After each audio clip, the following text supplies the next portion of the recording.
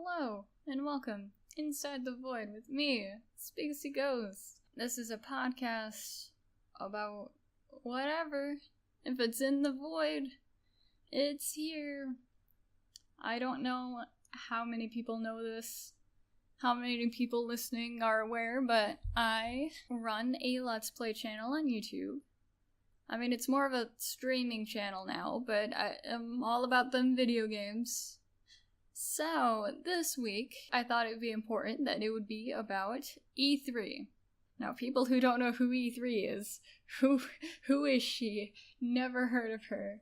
No, E3 is like the big summertime convention where like all the big developers, everyone from like PlayStation, Xbox, Nintendo, even small indie names, and they announce all of the new stuff that's coming out like in the next couple of years, what they're working on, what new technology is gonna happen. So I took it upon myself to take some notes, and we're just gonna run by like all the new games that they announced, my thoughts, what happened. The first one that came out was EA. EA is most known for like their sports games. They also did all the Sims titles, like Madden. I don't know sports, so I'm blanking out horribly. This is a bad one to start with, but I'm going in order of like how they came to be. They also are partnered with BioWare to release like Mass Effect and Dragon Age. That's like my big important thing with EA. Like I don't care less or more about like any of these sports games. I'm just here for like the gay romance. Unfortunately, no Dragon Age announcements from EA, which is sad because everyone was looking forward to it. And also, I saw a leak, which I know is a fake leak now, in hindsight, now that I've seen it. But there was a leak going around that said like, oh, this is all the stuff that EA is gonna announce, and there's Dragon Age 4 right there, smack in the middle. But, oh well, maybe the next E3. Maybe. I mean, they still got several games that they're working on, and I should get to those games. So for EA, we got Battlefield 5 multiplayer, right off the bat with a multiplayer game. You guys surely know what the audience wants. I'm sorry, guys. I'm just saying this right here, right now. I'm not a shooter fan. I'm not very much of a multiplayer fan, unless it's like a couch co-op, or unless it's like a party game, because like obviously multiplayer is important there. Just give me the single storylines. Give me the single player. And not like a basic ass one where it's like, oh, run through these maps for like 30 minutes to an hour. There, you beat the game. Now go have fun in the multiplayer. No, an actual single player that actually matters. That's actually a full game. Where is that? Please give me that. And also, didn't they come out with Battlefield 1 last year? Like, sorry if I have my wits not about me, but I remember a big deal about Battlefield 1. Unless it's one of those stupid things where it's like, oh, we're gonna have the first game for our third game, or something like that. I don't know. I mean, the diverse cast that I saw in the trailer for the Battlefield 5 thing, like, that's pretty neat. And also the moving tanks, like, it's not often in any of your multiplayer shooter games. You don't see moving tanks in your Call of Duties. God, I sound like such like an old dad with your Call of Duties and your Halo Ultimates. Also, it was kind of cringy how like another selling point was like, ooh, there's no loot boxes in this game. I know loot boxes and microtransactions are like the hot commodity, or like the hot salty thing gamers are upset about, but like, don't be announcing that there's no loot boxes as if it's like a big deal, because it's not. It's just saying like, hey, here's the minimum, congrats, clap for us, please buy our game. I'm sorry if I sound like hella salty about like this whole thing. I apologize deeply if I do. I don't mean to be, I swear. It's just, as a gamer myself, things are looking bad. FIFA 19! Hot diggity dang, another soccer game I never could have guessed. I mean, the graphics are, like, amazing. Like, I was actually blown away when I saw them. And it's really cool that you could play, like, the entire FIFA 18 for free. I mean, it's probably over with now, but at the time E3 happened, it's cool that, they just threw that out there. Like, here's the whole game. Play all of it.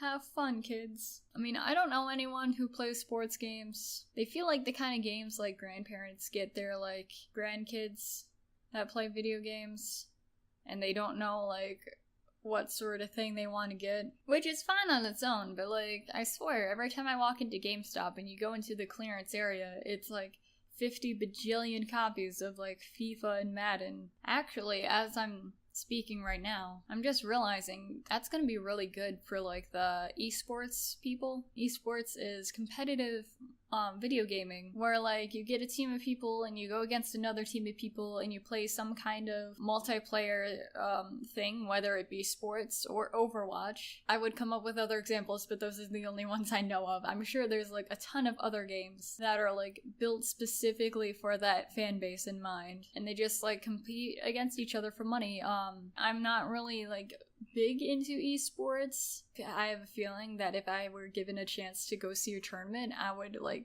my mind would completely flip the other way. I'm a huge fan, though, of Sonic Fox. He's, like, the best esports person for, like, fighting game tournaments, and he's also hella gay, so that just doubles my appreciation for him. Just as a small disclaimer, it doesn't seem fair, me just sitting here shitting on these, like, sports games and shooter games, when there is, like, a whole nother reason why they're, like, still being produced. Like, the fan base is still there. I'm clearly not the fan base, and that's okay. All the esports fanatics, and even small children that still play it, and by small children, I mean people of any age, good for you. I'm glad you got a new game. Still not for me, though, so I'm sorry I can't talk much about it.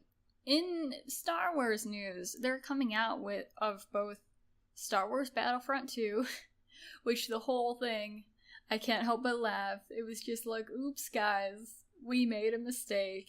Because the whole controversy with microtransactions started with Star Wars Battlefront. The whole thing is just them being like, okay, no more transactions. Just, you get what you have. Honestly, I don't really see myself playing the game, so it doesn't really matter to me. But I am really excited that they're releasing Clone Wars content. Like, I haven't seen Clone Wars, but I do follow some people closely on the internet that are, like, obsessed with it. And from what I hear, it is one of the better animated Star Wars projects that are out there. So it's really exciting getting to see those characters, like, in a video game, in a mainstream video game. Again, this doesn't really pertain to me, but I'm proud of you guys. I'm glad you guys got that. One thing I am looking forward to, though, is Jedi Fallen Order, which all they said was like, ooh, it's super dark. So I really hope it touches on the darker, sinister parts of, like, the Force. Like, it'd be cool if we had a chance to play as an asshole. Maybe the Force actually matters, and we have to, like, try and crawl ourselves to, like, the light side. Is it called the light side? I've seen all of the Star Wars, and I'm running out of words. After that, they announced Unravel 2, which I'm so happy they continued it. Like, here I was thinking Unravel was just gonna be this, like, one-hit wonder where everyone loves it, but it just stays on its own little boat, separate from the AAA titles and whatnot. But no, Unravel 2, and you get a buddy. The gameplay looks super fun, and it's a couch co-op. And even with the couch co-op, like, you could just play on your own anyways as a single player. It's not completely reliant on the couch co-op stuff. That, seriously, like, props to you, Unravel 2 guy. Props to you. And, like, holy fuck, they just released it right there and then. I can just imagine all the people in the stands immediately buying the game, like, in their seats when they announced that it's available now. Which doesn't surprise me, because when they were demoing the game in front of everyone, there was, like, a small little glitch, And the glitch, it looked like it accidentally, like, loaded the end of the game or something. I don't know how to explain it. It wasn't loaded, like, where a game typically would be if it was just, like, a basic-ass demo. Like, it looked like an already finished game. And the announcers were just like, oops, wrong thing. Let's just fix that right here. This game definitely isn't finished. And then, like, in the end, they're like, yo, yep, it is. After that, they released another high contender that I'm really interested in called Sea of Solitude. I think Sea of Solitude is gonna be the next Firewatch, or Bad Dragon Cancer. I feel like it's gonna have a lot of themes that speak to a lot of people. The backgrounds in the demo that we saw, everything looks super unique and different. I also really love the character design of the main person. Like, the thing I love about the main character is how balanced she is from the monster side and the human side. Yes, they made her, like, all black with, like, the red eyes, which screams evil and dark. At the same time, they made her all furry, again, to match with the monsters. But a lot of times, us as people, we see furriness as something soft and kind and warm. The thing about her eyes is that they're not, like, slits or anything. They're big, they're huge, they're expressive. And I don't know about, like, any other form of animation, but I know specifically with anime, like, really big eyes usually symbolizes innocence and sweetness even sometimes. Like, you can tell if she wants to, or if she needs to. She can be sinister, but really deep down inside, there's a person with a soul within. All that I got from the demo. I'm thinking way too hard about this, or maybe I'm thinking just enough. And of course, like, while I was looking through the E3 tag when this came out, there's already fetish art of her. After that, we have NBA Live 19, Madden 19, which, again, it's EA. It makes sense. Although, one really cool thing was that at the presentation, instead of, like, a generic person, like, or like, just, like, a person who worked on the game, they had actual esports people present for those two. Because, like I said before, that's kind of their core niche demographic by now, with all these sports titles. So it's cool having that community be presented at, like, a serious level, instead of being like, oh, here's some fans that play the game a lot. And along with that, they released Command & Conquer Rivals, which is a mobile game? I don't know, there's something about mobile games being released at E3 that really throws me off. I believe that mobile gaming is still counts as gaming. But at the same time, E3, I don't think about mobile gaming. I think about console gaming. I don't know, I just don't really consider a mobile game as something to be, like, part of a big presentation at E3. I guess if they just threw it out there like, hey, this is happening, and then continued, then I wouldn't be, like, this confused about it. But they spent, like, a good chunk of the presentation, like, I think 15 minutes, maybe more than that. And not only were they showcasing it, the whole thing was just watching some esports people play against each other, like, live on stage. So instead of seeing, like, oh, a cool trailer, or, oh, here's all these things, it was just 15 minutes of two guys playing on their phones. And then the final thing for EA's E3 is Anthem, which is BioWare's multiplayer shooter game. I have a lot of mixed feelings about Anthem. They broke it down because they talked about Anthem. They announced it officially last year at E3, and now they have more information. So the more information is that it's not just multiplayer. All the battles are multiplayer, but when you go back to your base, at the end of these battles, it switches to a single player story, which I guess is, like, the best of both worlds, with all these developing companies wanting to, like, make multiplayer experiences the core of their games, mixed with BioWare's rich single-player narratives. It feels more like EA is telling BioWare to make a multiplayer game, and then BioWare is, like, making the best of it. So I hope Anthem does really good. I am intrigued by the single player story in it, but honestly, I don't really want to play multiplayer. Like, I don't want to rely on outside people to, like, defeat bad guys when I can just do it all on my own. Or have a bunch of cool NPCs to do it with. Another downside is that I think they mentioned that there's not a romance. But honestly, here's my outlook on it.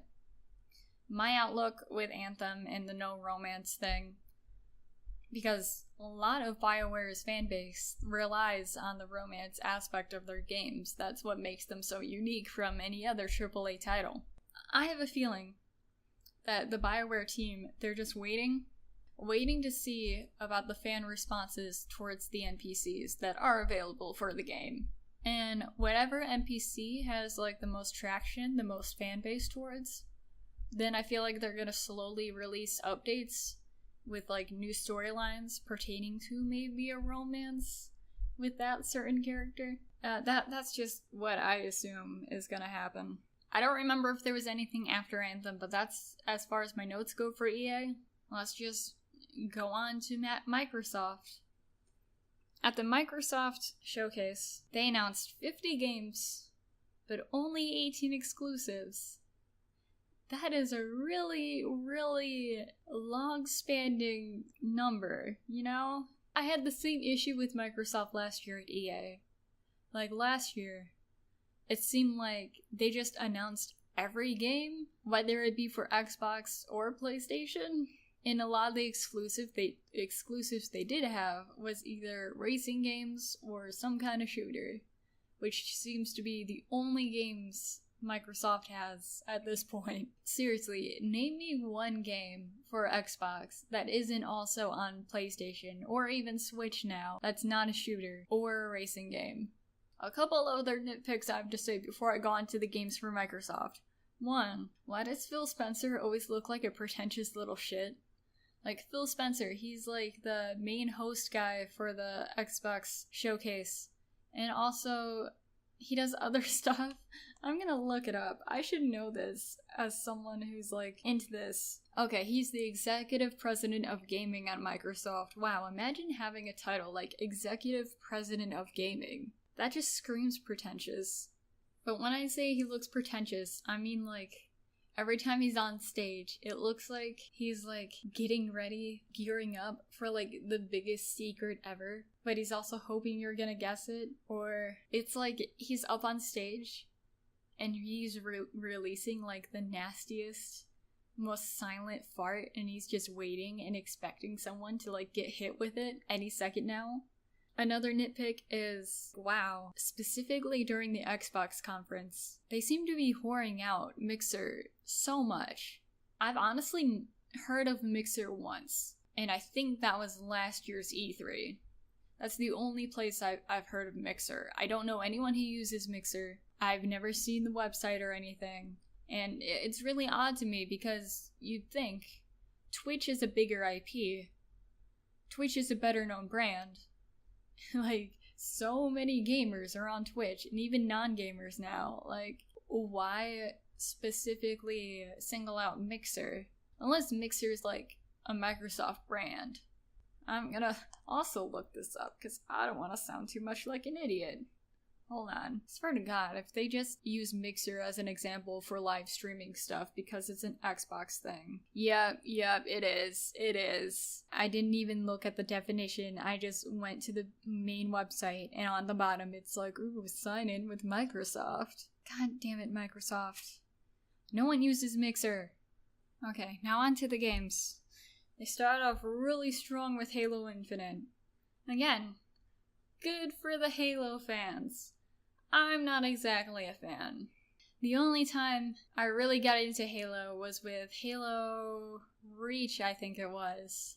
And just playing it with all my friends on couch co-op, just like death matches. After that was a more extended look at Ori and the Will of the Wisps, which we saw last year. Very aesthetically pleasing. I appreciate the nice brush strokes you see within the artwork. If this is an Xbox only title, and I mean that for like more than 5 minutes, then it's actually a pretty strong contender for me to actually get an Xbox for myself. I mean, I said the same thing about A Way Out, but then it became Xbox. Oh, hi Luna. If you hear bells a-jingling, that's Luna, my roommate's cat. After that is, and I'm gonna butcher this horribly, Sekiro, Shadows Die Twice. Now, I'm not really into samurai stuff, but once the trailer showed all the different movement and all the different abilities, I was fucking amazed. Again, if this is an Xbox only title, for once I may have to go and get an Xbox. And I'm really into the whole come back to life to take revenge sort of deal. I love that as a plot point so much, especially if there's a sort of demonic possession tied in with that. Because the main character you play in Shadows Die Twice looks pretty similar to Hanzo from Overwatch, which isn't much of a surprise because he's kind of a generic samurai dude. They also announced Fallout 76, not 4, 76 here. Now, once it gets into Bethesda, that's when I'm gonna, like, talk a lot more about 76. But I just have to say, like, why? Why, like, not only release a teaser trailer, like, before E3, but also release the official trailer, like, at Xbox's conference. Xbox isn't that special, honestly. I mean, I guess it's cool because it's another teaser to, like, the Bethesda conference. Still, it kind of pulls away from that shock value. I have to say, it was really foreboding seeing, like, Todd Howard just come out of the mist, as people were saying on Tumblr, like, he glitched out of Bethesda and into Xbox.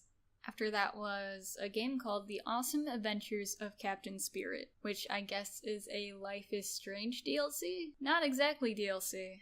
It has nothing to do with, like, the plot of the previous games. It's more like a side story within the universe of Life is Strange. I've never seen Life is Strange, I just know that there's lesbians, and it's sad, and there's time travel, and one of them dies. Just looking at the trailer for this, the boy using his imagination to, like, ignore the problems of, like, his real life stuff, I can just see this ending horribly. Like, either that kid's gonna die in the end, or he's gonna get, like, seriously injured, and it's gonna be sad, and his father, who happens to be an alcoholic, 'cause you know how after-school specials are with their alcoholic single parents. Whether he dies or just gets really hurt, I can just see there would be a moment with the dad where it's like, oh no, my son, why wasn't I there from the start? Why didn't I pay more attention to him? I mean, I'll still check it out myself. Mostly because on the 26th, which isn't that long from today as of this recording, it's 100% free. Personally, I might either stream it myself if I can, or just play it on my own and tell y'all how I think afterwards.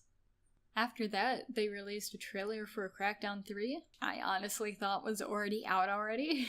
So, oh, this actually exists. Cool. The aesthetic reminds me a little too much of Mass Effect. But then again, like, how much of Mass Effect is just generic sci-fi aesthetic? At the same time, because it looks too much like Mass Effect, I don't know if I'm, like, really interested in it. Like, does it have a story? Is it just, like, a free roaming type of thing? After Crackdown 3, they announced Nier Automata Become as Gods Edition, which is way too big of a mouthful for, like, an ultimate sort of package deal for a re-release.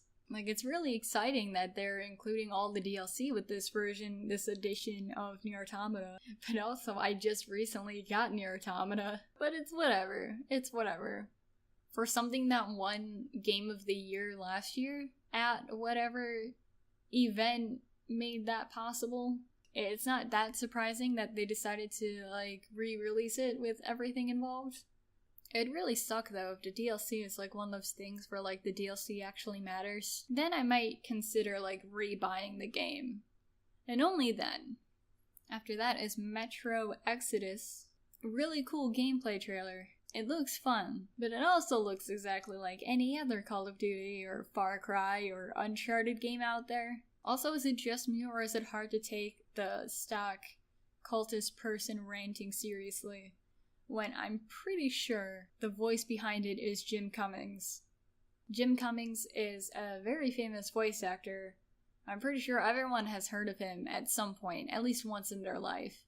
He does the voice of Winnie the Pooh. He does the voice of Tigger. He does the voice of Pete, like the evil counterpart of Goofy, I guess. He also did some of the voice of Scar in Disney. He's in a lot of Disney stuff. Hold on, I'm gonna look up other non-Disney stuff, because I know not everyone watches Disney or is a big fan of Disney. For those of you who have seen Balto, like that movie with the sled dogs, he was Steel, he was the evil one.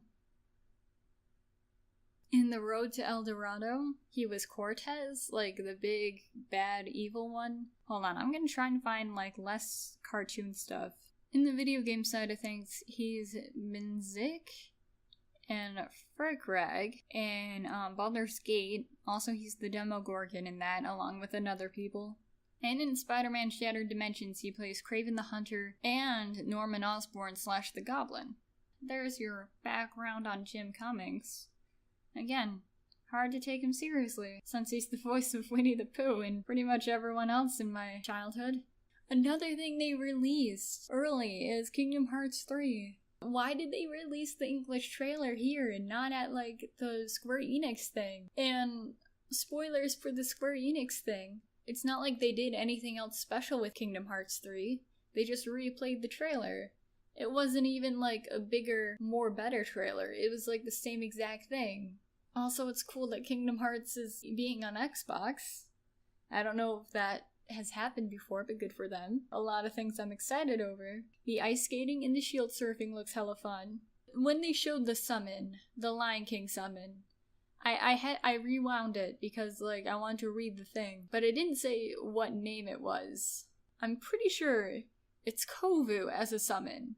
It looked too much like Kovu to me. It would be really cool if they had him as a summon. He's, like, everyone's favorite. I could be wrong, though. It could just be, like, Simba or Mufasa or something. Especially since, remembering it, I think there was more, like, reddish hair instead of, like, the black Kovu has. Still, I'd be really stoked if it was Kovu. And Rapunzel's hair. Yes. Getting to use it with, like, gameplay advantages. Yes. Give me more. The Goomy footage, I'm honestly not a fan of, like, the Goomy flying. Surprise. Shocker, because I like space. But I could never get a handle of it when I played Kingdom Hearts. But it's exciting for other people. Also, yo-yo weapon? What? It looks fantastic. I have to say this. Aqua, you're killing me. You're hurting me on the inside. I know some spoilers dealing with the other Kingdom Hearts games. A lot of cosplayers I follow are, like, deep into Kingdom Hearts. I say a lot, but it's mostly just, like, Nippodubs. If that's how you pronounce his name. Honestly, with Aqua, I'm scared, but also a little turned on. But mostly scared. Aqua, please come back. After that random-ass Kingdom Hearts footage is Sea of Thieves, Cursed Sails, and Forsaken Shores. Like I said with Unravel 2, I'm so glad that they're getting new stuff out there. Proud that it's as popular as it is. It's completely unexpected. Last year, I remember at Xbox's conference, they showed 2 games side by side that were both pirate video games. One was Sea of Thieves, the other one I forgot the title of. But they looked so similar, so close together, that I thought they were both gonna fail, because, like, oh yeah, sure, pirate game. I guess some people are gonna play it, but no, Sea of Thieves is seriously, like, hella fun. And it's so nice getting to be pirates with your friends and, like, find treasure, even if the islands aren't exactly that different from each other. Maybe with this DLC coming out, things will be different. I expect good things out of you for Sea of Thieves. Forza Horizon 4. My brother's a huge fan of this game. It's like one of his favorite series. The shared open world is interesting to me. Interesting as in I don't want to play it, but I'm just interested to see the outcome of that. It also institutes Utter Chaos, which, how could I turn down Utter Chaos? They released another trailer for We Happy Few. When is We Happy Few gonna come out? Seriously, it's been more than a couple of years now since they first announced We Happy Few. The art is unique. It gives me serious Dishonored vibes. Dishonored mixed with maybe Borderlands? Wait, not Borderlands. No, I always get that game confused with something else. No, BioShock. Yeah, it gives me Dishonored mixed with BioShock vibes. The whole plot with, like, people being forced to be happy and society, like, killing off those that aren't happy, this is gonna be pretty nerdy for me. Or cringy, or both. The plot with that reminds me a lot of, you guys remember the podcast Welcome to Night Vale, and how there was this whole corporation, Strex Corp? There was like a different town, it had a different radio station, and for some reason everyone was like really happy and chipper, but deep down there's like sinister stuff happening over there. But yeah, anyways, it gives me a lot of those vibes as well. So here I've been waiting and hoping for We Happy Few to come out.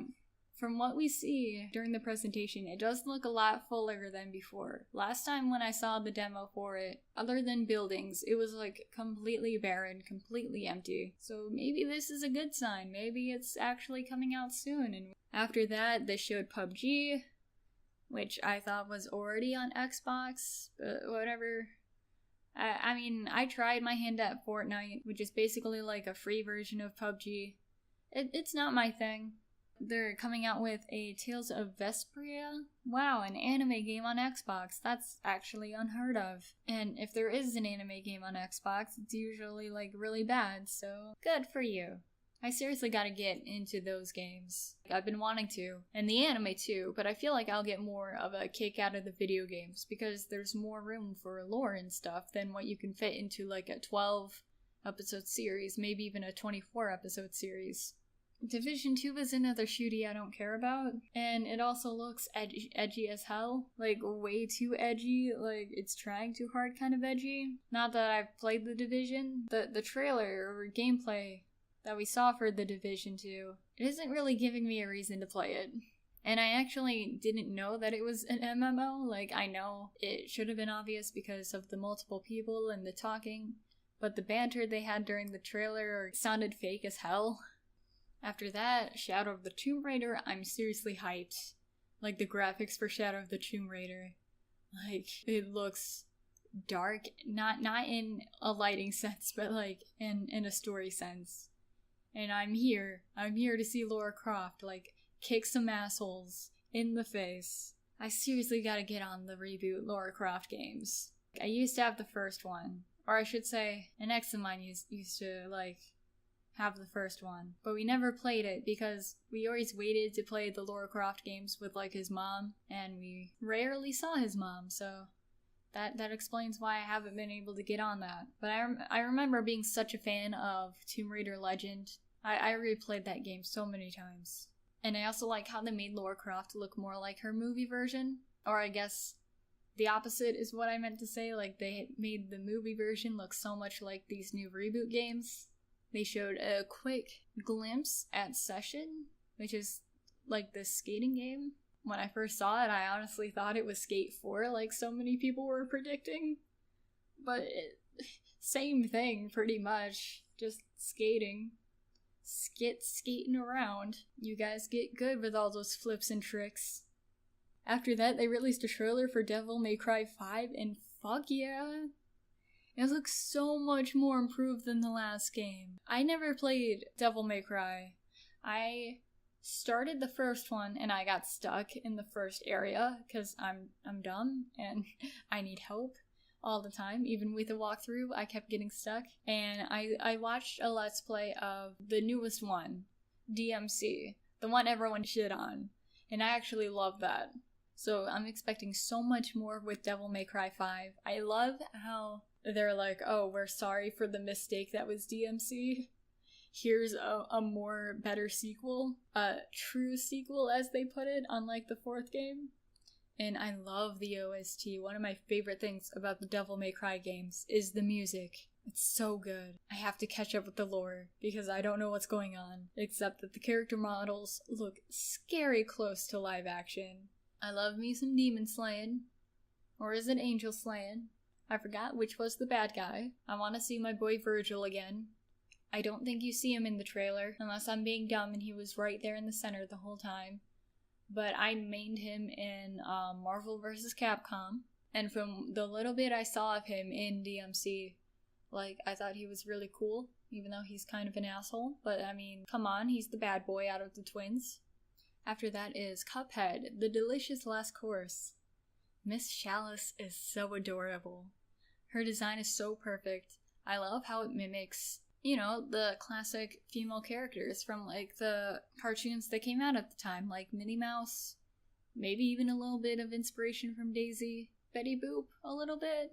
It also gives some character for, like, a female fan who wants to play as a chick who doesn't like Mugman or Cuphead. Like, it gives that person a chance to, like, play as someone they more identify as. More Cuphead is always a good thing. I remember last year seeing, like, the smallest snippet of Cuphead and thinking to myself, oh, whoa, look at that. That's so unique. I want more of that. And then seeing the praise it's getting, seeing how many people are playing it online, it's really eye-opening that, like, hey, a unique story, a unique art style, something different, something that doesn't look like or play like anything else out there. Like, originality does still, like, mean something in this industry. Even if the Delicious Last Course is just a DLC and not, like, a full game by itself, I don't care. I know this game's gonna be wonderful. And I'm excited to see, like, what's gonna happen next in the plot. They already defeated the devil. Like, what's next? Next is a game called Tunic. Tunic is aesthetic as fuck. I'm so excited for it to come out. It gives me lots of Legend of Zelda and Rhyme vibes. The music is tight as fuck. I want to download the music as soon as it comes out, as soon as it's available for people to download. I feel like that's a game I'm gonna, like, want to play by myself, like, over and over again. And for once with one of these games, just seeing the trailer for Tunic, I can feel the love and soul the developers put into it. I don't know how to explain it. That's just how I feel. And especially seeing Anubis as, like, the final boss. Maybe not exactly Anubis, but, like, a character that looks and is obviously modeled after Anubis. Ooh. Life goals. I need to play this game. Surprise, surprise. Jump Force. Hold on, I'm gonna go get my copy of this game because I always butcher the name of it because there's, like, so much to it. Okay, I'm back.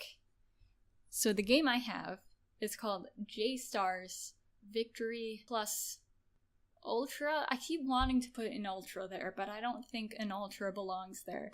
But anyways, it's like Shonen Jump's very own fighting game. I played a little bit of it on my channel. On my YouTube channel. It's an alright game. Like, the roster is worth the money alone. Like, all the different anime characters from all of Shonen Jump stuff, that's worth all the money by itself. The fighting, though, I really hope they change the fighting for Jump Force. Because, like, with the game that I have, the most recent game that's out right now, you pick 3 characters, 1 support, and then 2 to fight as. And the same does the other person. But what that means is that there's, like, 6 different characters out fighting at once, which is a lot of headaches, a lot of confusion, and not only that, but, like, the buildings and stuff that you fight on are collapsible and destructive, so that's even more shit going on screen. So again, I really hope they change that. I'm curious to see how big the roster's gonna be with this new game. Like, are they gonna add more characters? Are they going to get rid of some other characters? I mean, I doubt they're gonna get rid of anyone from, like, Naruto, or Bleach, or Dragon Ball. It'd also suck, though, if, like, the only characters they, like, brought in are just, like, more Naruto characters, or more... what didn't I say? More One Piece characters. Like, I don't want an oversaturation of, like, the big 3. I talked about this during my latest stream, but I'm just gonna bring it up again because I have to say it. Light Yagami coming into Jump Force. A lot of people are freaking out and being like, oh, he's just a limp ass bitch. What is he gonna do? All he does is write in a notebook. How is he gonna fight in this game? Honestly, I don't think he's gonna be a fighter. Honestly, I believe he's either gonna just be support, or, like I said, I talked about this on screen, and I think one of the people in the chat mentioned that there wasn't gonna be support anymore. If that's the case, then I think Light Yagami is just gonna be not really the big bad of the main storyline, but something to do with it, because he's a psychopath with a god complex. He's probably gonna be murdering fools left and right. I can't wait to see the Dragon Ball Z fanboy faces. You're playing as your homeboy Vegeta or something, and then suddenly Vegeta just collapses because Light decides to use the Death Note on him. And it'd be funny if that actually mattered in gameplay, if Light or / when Light decides to use the Death Note, you just can't use that character and you have to work towards somehow bringing that character back to life or something. That's just me speculating on things. Watch me be completely wrong. Next is Dying Light 2, which I'm not typically into zombie games, but the combat seriously got me. I love melee fighting. Give me a sledgehammer. Give me a huge axe. I'll go ham all over NPCs. But not only did the combat get me, but the fact that choices matter. Not only with certain events, but with how the world works and how NPCs interact with you. And also that there's a cost to choices. Not everything's an all-out good decision. Not everything's an all-out bad decision. It's not black and white. There's always a consequence to your actions. And how big the choice tree is. Ooh, I love me some choices that matter. Also, I love how the demo shows you doing actual parkour stuff. That's also neat. I'm so getting to Dying Light once it comes out. Battletoads. Are Battletoads relevant? Do people care about Battletoads? Who asked for Battletoads? Not me. How many times am I gonna butcher almost saying Battletoads? I don't know. There's couch co-op though, so I guess that's neat. They showed Just Cause 4. Another game I was blown away by. Is it a game or is it a movie? I honestly couldn't tell with the trailer. The editing seriously had a lot of influence on it. It was cut very much like a Hollywood movie is nowadays. I don't know anything about the story. I don't know anything about the characters. But I will check it out if other Let's Players, get a hold of it and start releasing it. And depending on how I feel once I see, the actual gameplay, I might play it for myself. After Just Cause 4, they showed a trailer thing for, some kind of Gears of War pop final game. I don't know if that was just, a joke, or if that's seriously happening. But if it is seriously happening, no one wants it. Like I said before about mobile games at E3, I do count mobile gaming as another aspect of gaming culture, but at the same time, I don't think it has a big spotlight in E3. And also pop vinyls, I do enjoy some of them. As a video game, why? Whatever this pop vinyl mobile game is doing, LEGO did it so much better, and in so much a smarter way. Directly after that, they showed Gears 5. Again, not in the fandom, but I feel the hype and the drama. I'm here for your happiness, Gears of War fans. Almost directly after that, they had the Bethesda conference. And my hot take, my big takeaway from that is just ooh, this showcase has jokes. It seemed to be on a whole different level when it came to the audience interaction between the Bethesda developers and the other showcases. And even though some of the jokes came across as a little cringy, a little bit they're trying too much, it still really spoke to me. Oh hey, they noticed all these memes. They know what's up in the fandom. The first game they announced was Rage 2, which I had no idea was leaked. Maybe all the Fallout 76 stuff clouded that over. Seeing extended gameplay is really neat, but from what I've seen of the gameplay, everything just looks really gross and ugly, which makes sense in a like Mad Max style situation. Like, of course people would be ugly, and I applaud them for that because I'm sick of people looking like beautiful and flawless. It's realistic. I give them that. But because it's too realistic and too gross, it kind of turns me off to playing it. Honestly. After that, they showed Elder Scrolls Legends on console, and they made like a big deal about it. Is there something about like Elder Scrolls Legends that I don't know about? I mean, it's cool for people who play mobile card games. I don't really get the hype. And they announced Black March DLC for Elder Scrolls Online. I have friends where their go-to character is typically an Argonian, so it's neat seeing that they're not ignoring that and that they're releasing like a whole new area where they're like from and stuff. Doom Eternal hit me on a spiritual level, I have to say. Like, just seeing the teaser for it, it looks like something out of like a heavy metal music video or something. I've never played Doom, but if the gameplay is exactly what it looks like in the teaser, then I might have to get myself a copy. Along with that, they also announced Quake Champions. Yay, esports people, yay! That sounded kind of fake, but I'm honestly happy. The first LAN party I had was with Quake 3 with like, let's see, I think there was like 10 people? I don't know if all 10 people were playing, but I do know most of us were like all set up together like on the same LAN server. And I had a blast playing Quake 3 and seeing all the new like character stuff that they have for Quake Champions. I'm super stoked. On the cool DLC side of things, they released Pre-Moon Crash, which is cool. It's nice seeing developers being like, hey, we want to extend the lifespan of our game, and actually implementing ways to like get people to keep playing your game even after the main story's over with. Moon Crash looks really fun, especially in the context of the lore itself, just the fact that things are repeating over and over again even when you die. I'm not excited though for Titan Hunter, or Typhon Hunter. I think it's Typhon Hunter. If I wanted to play Prop Hunt, I would just play Prop Hunt. I wouldn't buy, I guess if I wanted to play Prop Hunt with like some kind of Prey skin over it, I guess if I was that dedicated with the aesthetic, but I'm not, so I don't really see a point in it. Next is Wolfenstein Youngblood. Yes. You play as like the main character's twin daughters.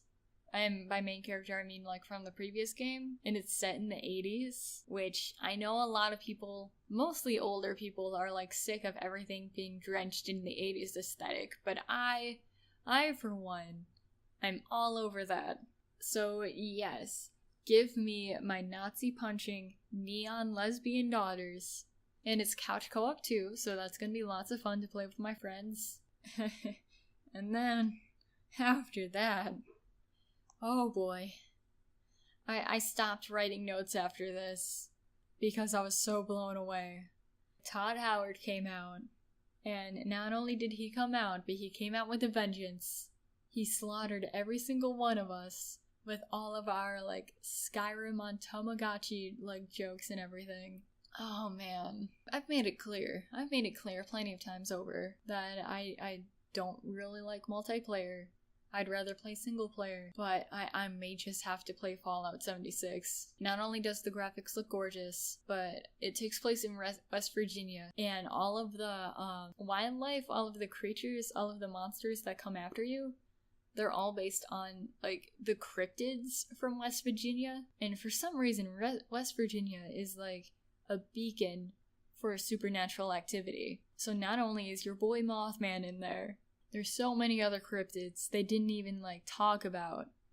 As a huge fan of Mothman and a fan of Fallout, I'm gonna be really sad if I'm unable to get this game by the time it comes out. Hopefully players are nice to me. Hopefully there's an option for me to play on, like, a peaceful mode. Like, I don't want to be killing other characters. I don't want it to be like the shitty situation where there's players overpowered or just better than me, where they just like slaughter me in one go, and then by the time I load into the game again, they just like slaughter me again like fucking PKs. Also, if they don't have a reference to the McElroys, the guys behind the Adventure Zone and My Brother and Me, like those guys, if they don't have some kind of reference to them because they're from West Virginia and they're very like proud of their like hometown and stuff, they don't have a reference to at least one of them, I'm gonna be like really upset.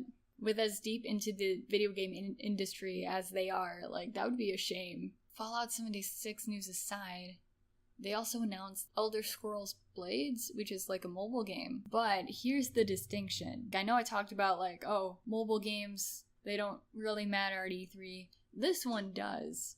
Because not only is it like just a mobile version of the Elder Scrolls universe, but it's going to be released on console too. It's basically just a new Elder Scrolls game, just on your phone, and not like a shitty basic ass version of it, like a full game in its own rights. It might as well be Elder Scrolls 6, which is also coming out soon after that. Okay, the next one, I'm pretty sure the PS4 conference came out, or like Sony.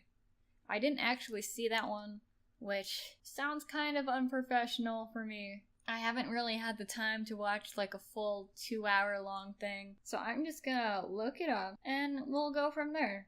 Okay, so we got a new Spider-Man trailer. Makes sense. I mean, it's the most recent PlayStation game that's coming out like in the fall, is it? So it makes sense they're like building the hype from that. Next is Noah 2? Nioh. I've heard of the first one. I know it's like some kind of ninja thing. Then Death Stranding also makes a lot of sense.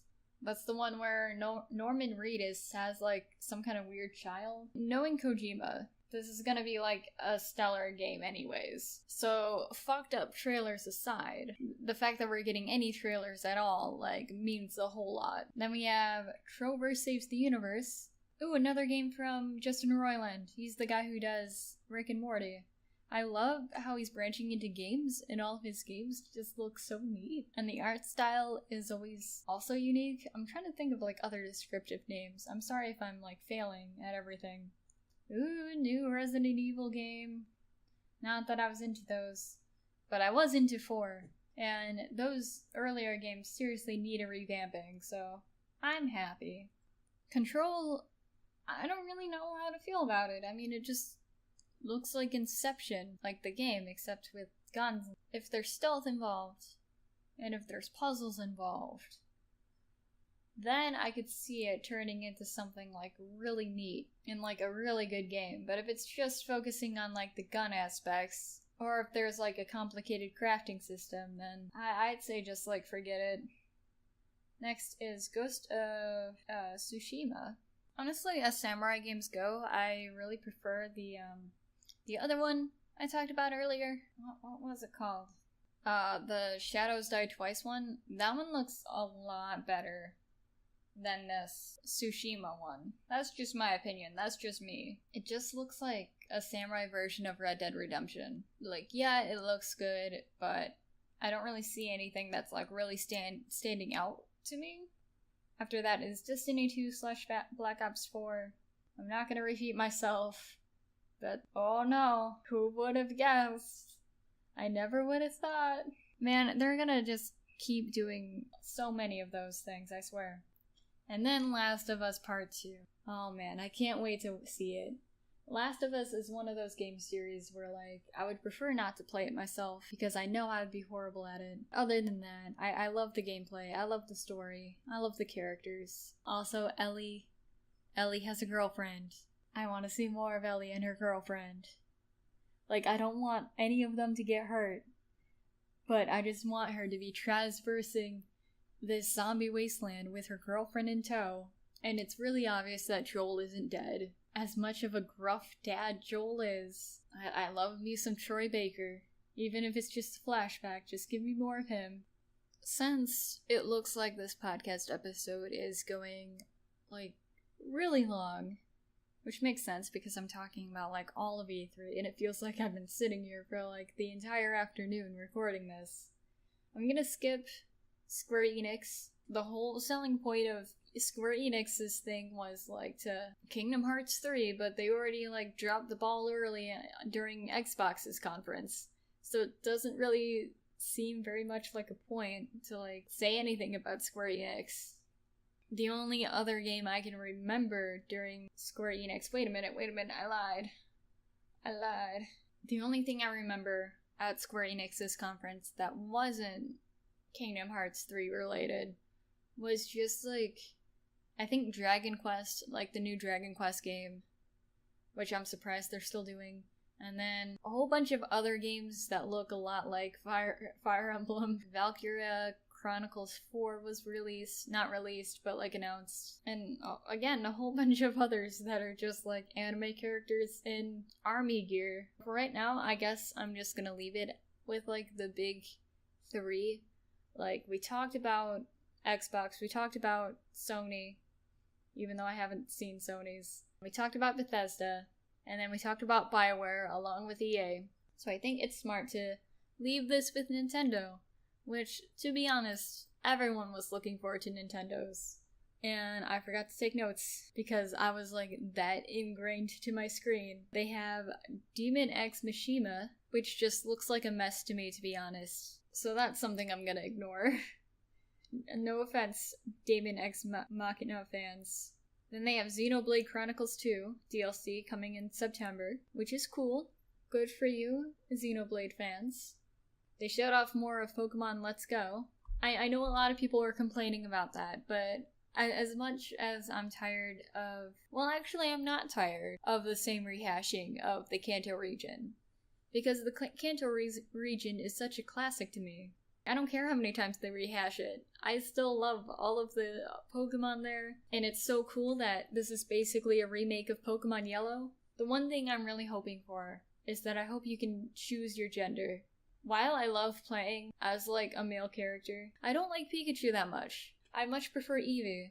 So it'd be really cool if you could still change your gender. I really hope you don't have to play with Pikachu as a dude.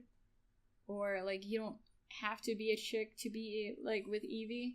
I love how interconnected they're making this with Pokemon Go. I think it's the perfect decision, especially for people who are in more smaller cities, smaller locations, places where there's not that many people, places where you mostly just find Rattatas and Pidgeys. I think it's a good opportunity for those people to be able to like fill out their fill out their decks in Pokemon Go, or like just get a chance to experience it without having to deal with all the hindrances they already have with not living in a big city or anything.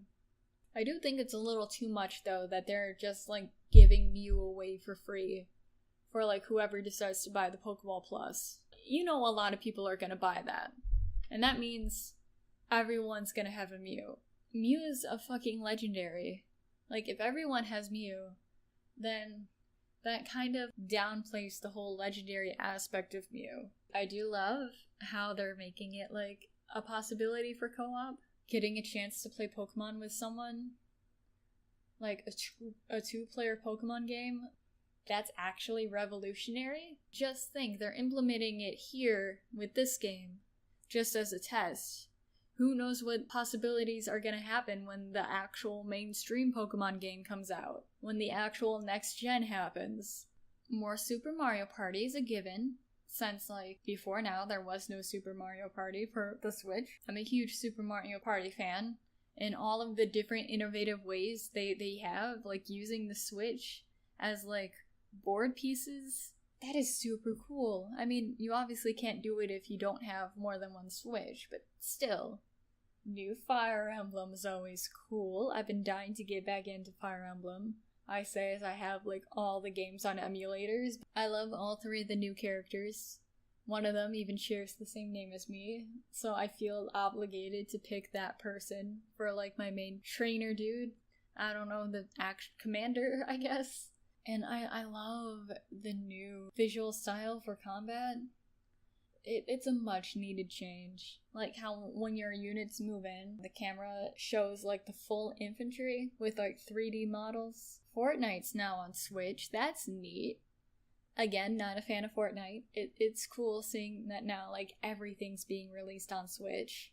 It's getting to a point where, like, I can almost see where people would be like, because literally every console game and even indie games are going out for Switch, I can see it getting to a point where, like, people are just selling their PlayStation and Xbox and just forgetting about those consoles entirely, because why even need them if, like, the Switch has everything you need? Overcooked 2, speaking of indie titles, is also coming out for the Switch, which I'm stoked for because me and all my roommates were huge fans of Overcooked. Not only is it a fantastic couch co-op game for like 4 players, but it's also hectic. And also, it kind of speaks to us because all of us have worked in kitchens at some point, them being professional chefs and me being a trashy ex-fast food person. Ooh, it's also coming out soon in August. Ooh, we're gonna have to get our Switch soon. Another game coming out for the Switch is Killer Queen Black. I've never heard of it. I like the retro art style, and I also like how there's like a 10-player arcade mode. That's pretty neat though. Like, if there's ever a moment where you're like, there's 10 people at this party, and we want to play something without leaving anyone out, well, there you go. Killer Queen Black. Also, Hollow Knight is out.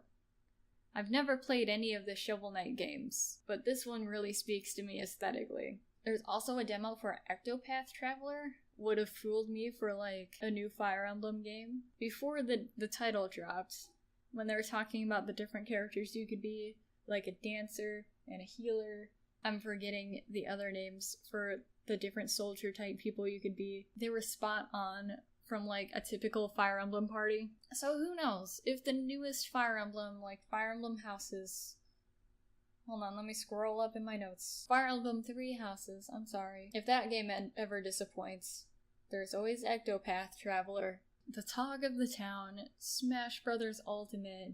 I was not prepared for this. Like, I knew a new Smash game was coming out, but to have it be literally every fighter who has ever appeared. My main is Marth. I know they went through, like, every single character and, like, all the new stuff with the characters. So for me, Marth really stood out, because not only is he faster, and I love characters with, like, not only swords, but, like, speed. I'm a huge melee person, and I mean that in, like, the literal sense, not in as in Smash Brothers Melee. But he's also in English. I'm not a huge fan of his English voice, but just the fact that he's finally speaking in English. Oh man. And also, Toon Link is back. Ice Climbers are back. Sheik, Zelda, Pichu, Roy. And on top of that, there's definitely gonna be, like, new fighters too. I know they announced Ridley, but I know that's not only gonna be the only new character that's gonna come out of Smash Brothers Ultimate. Because of this, I feel the need to just, like, sell my copy of Smash Brothers for the, like, 3DS and just say fuck it and get Ultimate for the Switch. That was E3. Takeaways. Fuck multiplayer. Bring back couch co-op. I'll sell my soul for Nintendo any day. I'll sell my soul for Mothman any day. Everyone cried over Kingdom Hearts. And Xbox needs to up its game as usual. I'm sorry I didn't get to everything. Right now, unedited, I probably shouldn't say this because it's gonna speak to, like, how much empty pausing I have. But right now, the amount of time this is unedited is like 2 hours. So that's a lot of editing I have to do. But if you want me to talk about the other stuff, like Ubisoft and I guess Devolver Digital, like, to be honest, I saw a little bit, like, the first 10 minutes of their conference and I wasn't really, like, into it. But if that's what you guys want to hear about, I'll like record like a part 2 to this. Also Square Enix, if you want me to talk about Square Enix's conference too, I'll throw that in too. I think next year I'm gonna do things differently. Next year I'm obviously still gonna have a podcast episode on E3, but next year I'm also gonna live stream myself reacting to it, which feels like such a better format. As someone who streams things on YouTube, the only reason I didn't do that this year is because I just moved and, like, me and my roommates were doing, like, all kinds of stuff out of the house. So I was unable to catch the live streams as they happened. It just didn't feel right to be like, oh, I'm late to the party, but here's me reacting in real time if, like, it wasn't live anymore, you know? So next time, hopefully, things will change. And I'll be able to react to it live. Or at least somewhat live.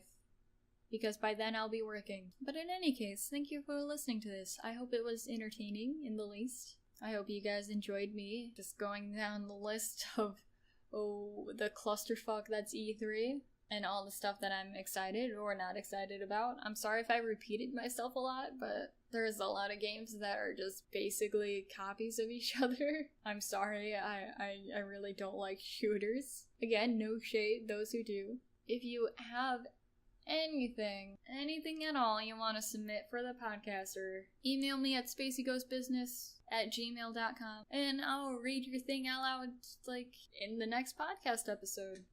The next episode of Inside the Void. Because right after E3, guess what came out? Voltron Season 6. And I still haven't talked about Season 5. Because I was stupid. And I didn't think things were gonna be as fucked as they are in Season 6. I was thinking it would just be better for me to wait to talk about them both together. But Season 6 was a lot more of a handful than expected. So, I'm gonna try and stay sane for that. I know I already plugged the email, but if anyone has any theories for what might happen in Season 7, feel free to drop those in the Gmail as well. And I'll read those out loud, and we'll, like, theorize together, and it's just gonna be like a big ol' theory salad pile. Until then, I'll see you guys sometime in the future. Bye!